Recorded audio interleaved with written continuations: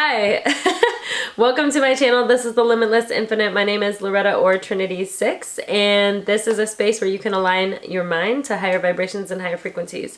I am making this video today because it's been a little bit of a while for me. Haven't been on YouTube that much, but I am making this video because I saw another YouTuber's video, Feel Good. I watch a lot of his videos. I really like the information that he brings through. And he just recently did an energy update. And he said something, like the whole message was really good, but he said something at the end of it and it really sparked on like this whole thought flow for me. And so I'm going to play the video clip so you can kind of hear in his words what he said. And then I'm going to go into basically the thoughts that I had spilling forward from my mind based off of what he said. So this is the video. And then let me just show you really quick my Space Scout. like look at this guy. I'm sorry, I just really love that Space Scout, so that needed to be done. Okay, let me play the video for you. So.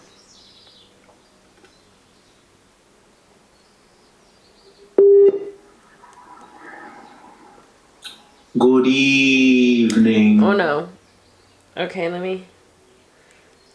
So sorry, I thought it would start where I put it.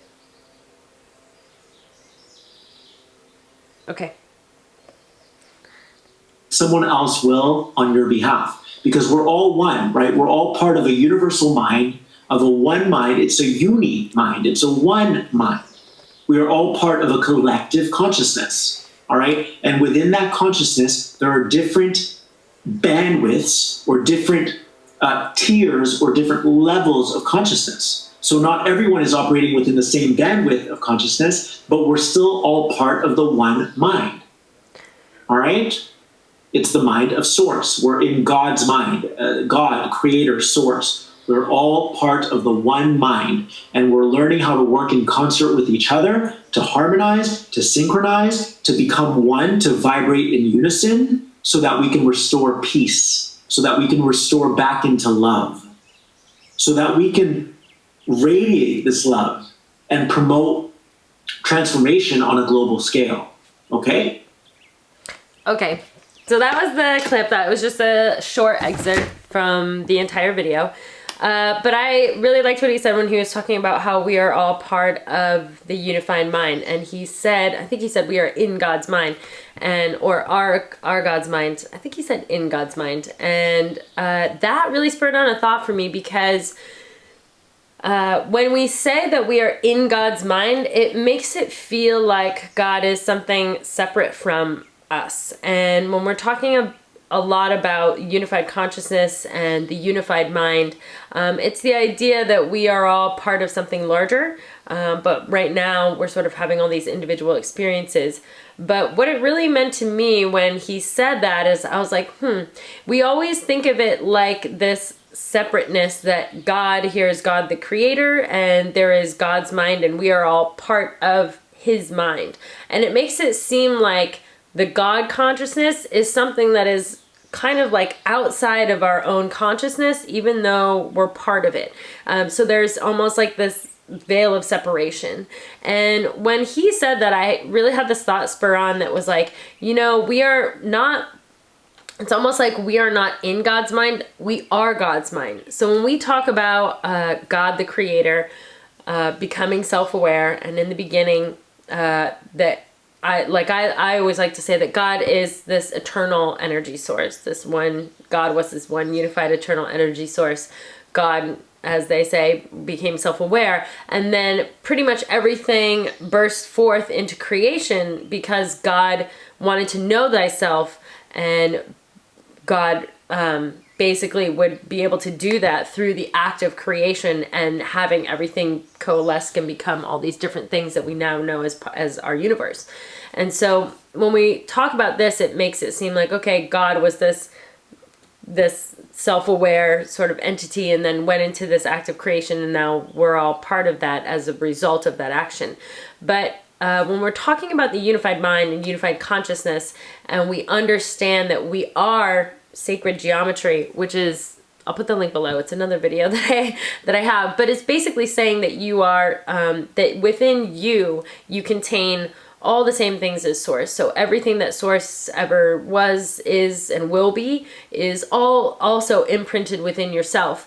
And like he said, we operate at different bandwidths of consciousness, but really what that is you, when you're here having this individual experience, you're reflecting certain bandwidths of information from the total whole that you are. So in this incarnation, you might choose to be man, you might choose to be a certain race, you might choose to have certain likes or dislikes. And all that is out of all the collective information within the collective consciousness and the collective mind, you're choosing to just project certain bandwidths of information. And that might be because in the past you lived certain other lives as different beings or other beings, and now in this lifetime you're choosing these particular qualities or these characteristics or these pieces of information to project as part of your individual experience right now. But getting back to the point really is that it's not that we are in God's mind, it's that we are God's mind. So when we say God the Creator became self-aware and wanted to create, I have this thought that was like, it really is we wanted to create. We wanted to know ourselves through the act of creation. When we're always saying God wanted to know what creation was and like here we are, it feels like this thing that like here we are and then here's God, and we're like trying to get back to understanding what God is or becoming part of the unified energy that God is or exists as. But it's really like because we came from that and because we are part of that unified mind, we all wanted to know what we could be. So the experience isn't necessarily having this experience here and then getting back to what it is. It's like we wanted that. So within ourselves is that imprint, that same imprint of that initial thought of self-awareness that God had about wanting to know what we could be. And we know that, we understand that through having all these different individual experiences. And so when you say it like that, it's really an understanding that you already are the unified mind, and as the unified mind, we already are as God is. And so it takes out of it, I think, maybe the feeling and the draw of having to be on this journey of getting back to source. It's understanding that you are source just as you are, just as you have always been. And it's understanding that somebody else didn't make the choice for us to become what we are. We all made that choice. We were all part of that energy that wanted that, or had that decision or had that thought of projecting out all this creation that everything is. And so it, I think, really opens you up to a different perspective. And like Phil always is talking about being a dot and having your existence here being a dot and like being an individual. And I think that ties really nicely because I'm always talking about God being this eternal energy source that always has been. You know, in the beginning, God was this coalesced energy source, eternal energy source. And what we are, like when Phil says, like when we are dots here, all that is we are just infinite linear projections of the eternal source. And so I'm gonna just draw it quick and see if that will help. So if you imagine source being here, okay, so this is eternal source, meaning it's, you know, always here, it's always in existence, it always has been. And then over here you have planet Earth. Right, here's Earth. And as Phil says, hopefully you can see it, as Phil says, we are dots. You know, you are, this is you. And you are a dot here on planet Earth. And because we are all energy, and all energy stems from eternal source, or what we might say is God, what that means is so when you pop up, all of a sudden you're like incarnation here on Earth, you have this line of energy that comes from source to where you are. And so in actuality, it's probably something like this. It's more of like an infinity symbol. But basically what that means is, you know, you're projected out from source in this incarnation and you live as this dot here on earth, and then when you die, your energy or your consciousness would go back to source, and then you would get projected back out again, and maybe like your next projection is over here, and so then you're you go back to source, and then maybe you go here or something. So anyway, that was a little confusing, that last line. But really what that means is when you're in this incarnation, and what do I mean by infinite linear projection is just that you always have these energetic ties, these energetic tethers. And of course, because ours comes from the eternal source, that's where all of creation comes from, we have that energetic tether to source. And when we say, and that's what I mean when I say linear projection. And that also gives us, when we think of how we kind of live, especially on Earth, we have this very linear idea of how time operates and how life operates. So here on this planet, it feels more like this infinite linear projection. But when I say infinite, it also has to do with the fact that your consciousness, your energy, it never dies. So it's that projection continuously keeps happening. So you are like energy, the eternal, you have within you the eternal source, but like your conscious awareness of that is sort of like this infinite linear projection that you keep going through, and each projection can be a different incarnation, a different life, a you in a different dimension. And obviously we know now that we're multidimensional beings, so you can be having these, your consciousness can be connected in many different layers. But really, I just thought it was kind of nice because he's always talking about being a dot, and I'm always, or I have in previous videos talked about being these infinite linear projections of this eternal source. And that's really where the idea of being in God's mind. So it means that all of us, our collective experiences, we all add to the collective consciousness of what God is, and how God understands what God can exist as really has to do with what's in our own mind, our own thoughts, our own individual experiences. But understanding that we made the choice, that we were part of the whole that made the choice to have these experiences. So it's not like necessarily wanting to get back to being the eternal source, because we actually were part of that energy that wanted to know. So which is probably why, we have a desire. I think a lot of people have a desire to know what other kind of lives are out there, what other lives have they lived, what other possibilities are there to live as. And that all stems from being, that initial self-awareness. And you can only grow, by becoming more self-aware, and your self-awareness about who you are and what you are really comes through having these different experiences and these different incarnations. And, so we can add to that by having different ones and being self-aware of what the different ones are. And then, I think having the intention of adding our own personal experience to the collective consciousness, so that we can all become more self-aware of who we are and what we are, really adds to sort of that process of understanding that you are in God's mind and you are the unified consciousness.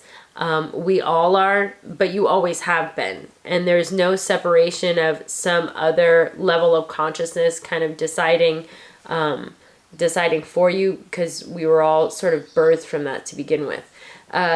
So anyway, I just wanted to make a quick video about that. It's kind of hard to all get out. But yeah, it really just, he had said that, and I just kind of had this revelation, I guess, about understanding that, being in God's mind doesn't make God somehow separate from us, that we make up that collective. And actually, they talk about it in the Law of One too. They talk about how, I think that how there is, you have God, I forget exactly how they word it, but it's like the social memory complex within Earth. You have God that operates as a social memory complex. And so what that means is our understanding of how God can work, or is working, or has worked, has to do with our collective belief and understanding of what God really is.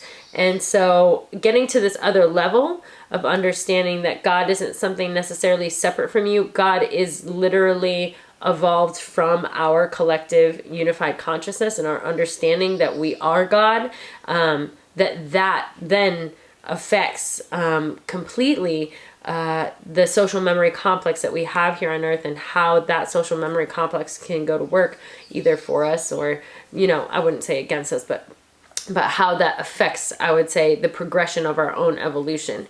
And so we are literally in the act of creating what God is, what God understands itself to be, and sort of anything reflective of how that energy is projected back at us, and then affects essentially how we live and what the process of our evolution really is. So I think that that's really important to know, because there are certain levels of consciousness, I think, where people really are like putting certain things in God's hands and allowing God, or like they would say in the Law of One, the social memory complex, to go to work for them. And they're not necessarily, they feel themselves to be a bit separate from that entity. This is like very common for some religions. But really, I think there's another level of consciousness where you understand that you literally are God, and not in a way that's like above, where it would be condescending to see other people who haven't realized that yet, or don't believe that same thing, but just knowing that because we all came and were birthed from God, and initially all of our energy was part of that collective initial self-awareness and that collective act of creation, that's how you understand yourself to be God, and that you are equal to, and it's just because that part of that unified eternal energy that was source all coalesced in the beginning, and now you're this individual dot. Somehow that separation makes you feel like smaller than or less than, but essentially you are equal to. Like I said, if you watch the video, I'll put the link below, for your sacred geometry. It really helps you to understand that all that is you're just like a very zoomed in perspective of the same sacred geometry that is eternal source. And so you're no different. And you basically, when we're talking about this, like he even said in his speech, that we are, different bandwidths of information. And when you understand that your sacred geometry, and this ties in with the unified mind, is just that you contain all the information that source contains. So when you understand that you're part of the unified mind, any information that is in the unified mind is within you. You have access to that. You are that. And so what that means is that you, within this lifetime of being here, you choose to project certain bandwidths of information. So you might be a man, you might be a woman, you might be a certain race, you might have certain likes or dislikes or certain characteristics. And all that means is, for this lifetime, for this incarnation, you've chosen to project certain bandwidths because maybe in a previous lifetime you were something else, and now you're choosing to have a different experience because you want to broaden your knowledge about what you can exist as. And the idea of having all these different incarnations isn't really to live the same life over and over and over. It's to have different experiences as different beings, projecting different bandwidths of information so that you can you keep having a more and more well-rounded sort of perspective on what life is, what that means, what the collective experience is, and then you add all that information into the unified mind or the unified consciousness. And so if you can understand that you contain all that, you contain everything that God contains, but you're just choosing a very limited amount of information to project, I think that can help you understand that where people go when they say that there are limitless possibilities about what you can create, and that you are a creator, or that you are God or a goddess. We are all that, because we all stem from that same eternal source, and we're just a projection of it. And then within our projection, we have very particular bandwidths of information. But you can change that. You can, obviously to a certain extent, but you can choose within that framework, to turn on or turn off certain projections of information, especially the more aware you become of what you are, you really have a lot more control over constructing, you know, your current reality and what you're choosing to manifest. But I think it's also important to remember, for a lot of people who have this belief that you chose before you came here to have this life, to have these certain aspects about yourself. And so it's important to remember, I think, that as well, because you can, you know, I think at the top tier is always to just be true to what you want and what brings you joy and what brings you bliss. And if you wanted to change everything in your life to something else, then do it. Then that's what you're being called to do. But it is important to know that you did make the choice to project certain information up until now. As you become more aware and more awake, if you want to make changes to that information, it's totally fine. But to know that you can access all of that by being part of the unified mind, by being in God's mind, or as I like to say, being of God's mind, and knowing that you have all the powers and abilities in between. But you have to remember that you're at a certain level of development, and even though you might have all that information, your ability to access certain information, access certain bandwidths, you might find are either more open or more restrictive based on the things that you already have learned, based on the things that you have yet to learn, based on your soul's evolution and where you're at. So, you know, it's like saying like, oh, I know all these people that have like clairvoyance, but you don't have it yet. It's not to say that you don't contain it, you do, but your ability to tap into that information is either limited if you haven't been able to yet, or that there's something within you that hasn't opened up to it. And there's reasons for that. You either have lessons that you need to learn, or there's certain activities, or, you know, you have to make commitments or intentions on doing that work. So yeah, so it's just, I think, important to know that you know, you chose this life and you chose that, certain informational qualities for this, you know, however beginning part of your life until you're watching something like this or other information, and you have the ability to choose all different kinds of stuff, and that we made the choice to become creators. That's why I think it's easy for us to say that you are a creator in and of yourself, because we all were part of that unified eternal source that wanted to know thyself through the act of creation and individual experience. And so we're on our own journey. We're on the evolutionary journey that we initially wanted to have through different kinds of self-awareness. And so that's really important to know, that power of choice is within you. And so you're not searching to get back to something. You're not searching to be part of some mind that is greater than your own consciousness. That is the connection, I think, that people are really searching for. So I hope the information finds you good. I will put a link down below to Phil Good's video. Yeah, he has some really good information that comes through if that resonates with you. I'll try to also put a link down below to the Your Sacred Geometry video if you want to know more about that information. That could tie in really good as well. And if you have any questions or comments, please leave them down below. And I will see you in my next video.